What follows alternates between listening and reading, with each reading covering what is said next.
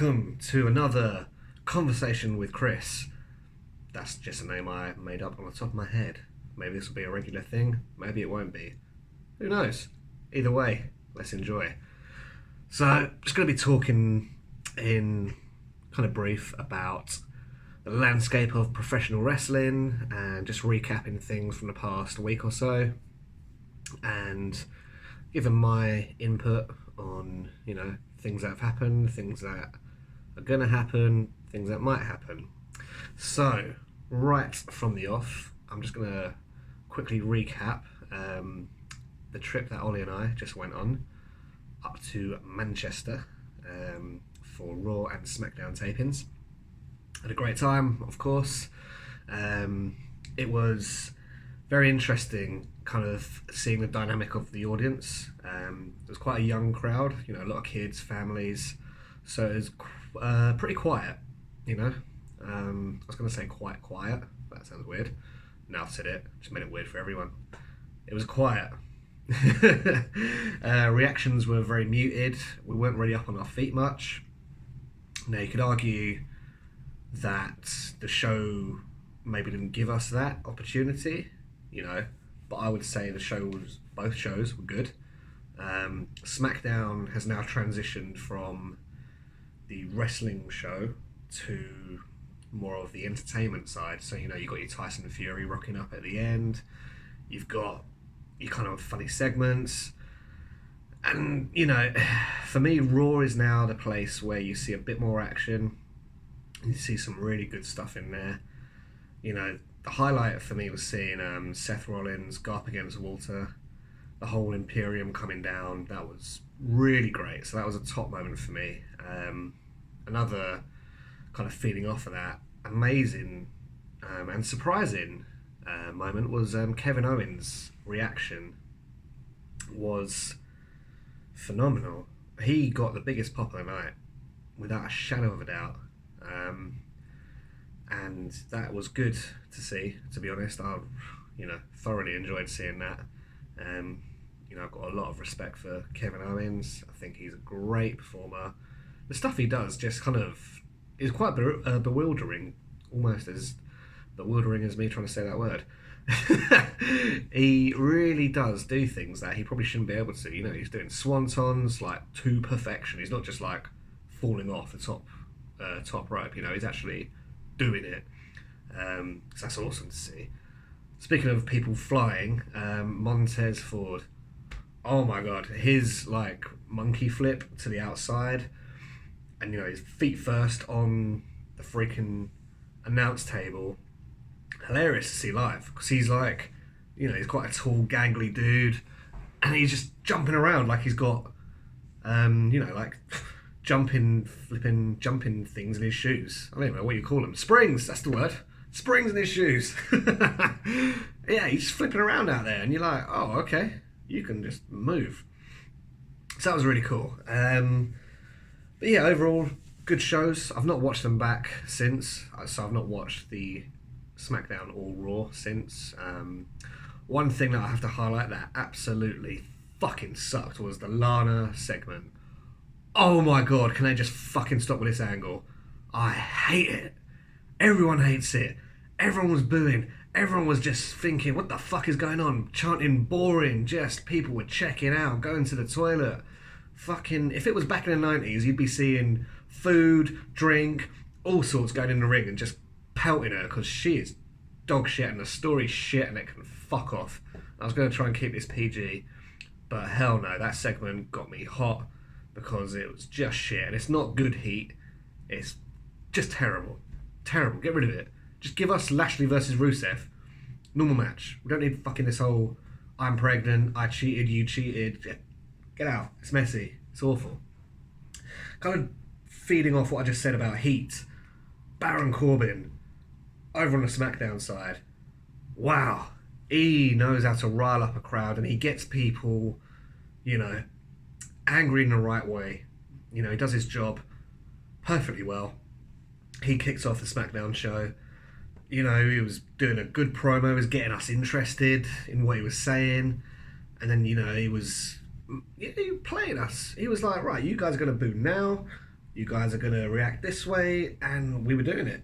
So I think he's great, and he's changed his ring gear now, so he looks a bit more legit. You can see he's got a bit of muscles going on. Dude is good. He's got a cool move set. He knows how to work an audience. I like him. So yeah,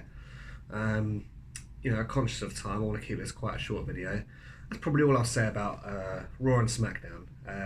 Obviously, if you've not seen our videos yet, what are you doing? Go check our videos out. We've got some cool stuff on there. We've got a dark match on there with The Fiend. Get on that. Next up, we're going to touch on AEW. I've not actually seen Full Gear yet. I know. Real life commitments have got in the way. It's why I'm in a hotel room right now.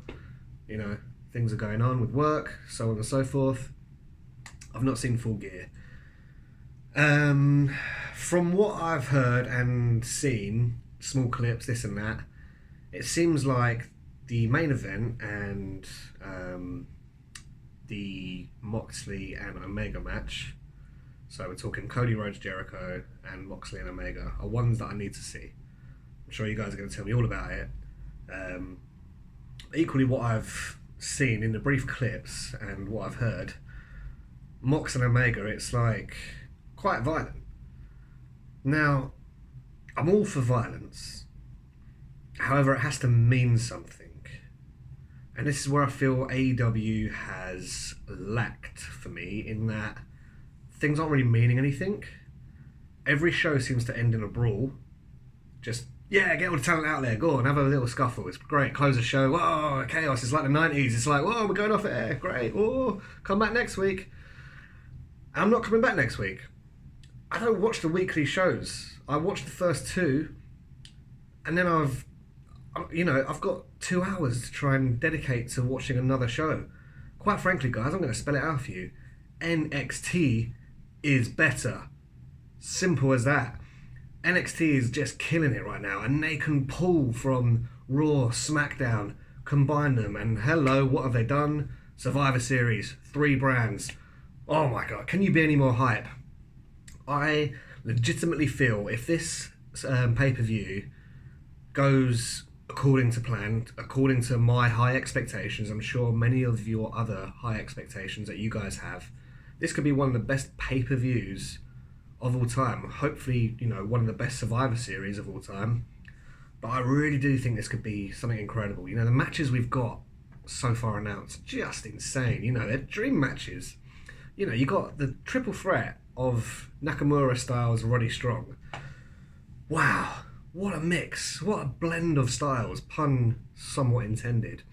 That could just be off the chain. The triple threat tag match. On that note, when New Day beat Revival this past SmackDown, I was a bit gutted, to be honest, because I was looking forward to Revival throwing down with Undisputed, throwing down with the War Raiders. I was really looking forward to that.